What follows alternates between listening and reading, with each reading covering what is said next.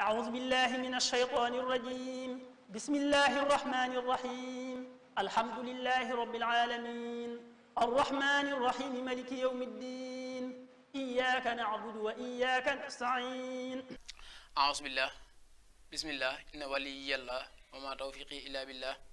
والصلاة والسلام على رسول الله وعلى آله وصحبه وخدمه ومن والاه السلام عليكم ورحمة الله noo ngi nuyu baax di siyaare mbokk yi nga xamee ne ñoo safoo di topp ak di bàyyi xel Siweul TV waaye siweul.net noo ngi am mbégte bu baax di dellusiwaat ci jataay yi nga xam ne baaxoo nañ ko ànd ak yéen muy jataay yu naafilay weeru koor di ko sukkandikoo ci téereb Sëriñ Suhaybu bii di Xurratul Ayn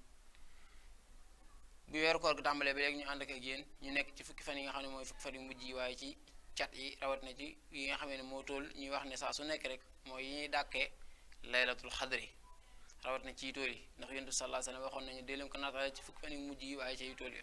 noo ngi ñaan suñu borom mu tajale ñu ak guddi googu noonu yi bañ mën koo taxawee jàpp na ñu ak taxawal bañ taxawoo ko ca dëgg jaaraf ak taxawin tam nangu ñu ko te may ñu yàgg ko fekk ayaat yu bëri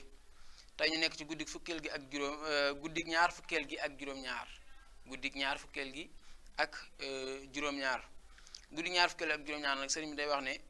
ku ci julli mu julli ci fukki rakka bu ci nekk suratul fatiha benn yoon suratul xadri fukki yoon ñu baamuwaat ko guddik ñaar fukkeel gi ak juróom-ñaar fukki rakka la ci julli rakka bu ci nekk fatiha benn yoon suratul xadri mu inna anzalnahu fii laylatil xadri fukki yoon di wax ne képp koo xam ne def na ko des na ko bindal tuyaaba ju toll ne limu bisi adduna yëpp adduna sépp te bu dekkee ca mbooloo may ca mbooloom yonente bi sallallahu alayhi wa sallam lay bokk ca mbooloo mi nga xamee ne ñooy daal yonente bi sallallahu alayhi wa sallam ci lay bokk insha allahu taala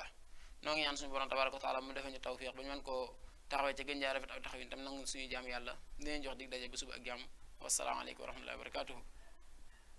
أعوذ بالله من الشيطان الرجيم بسم الله الرحمن الرحيم الحمد لله رب العالمين الرحمن الرحيم ملك يوم الدين إياك نعبد وإياك نستعين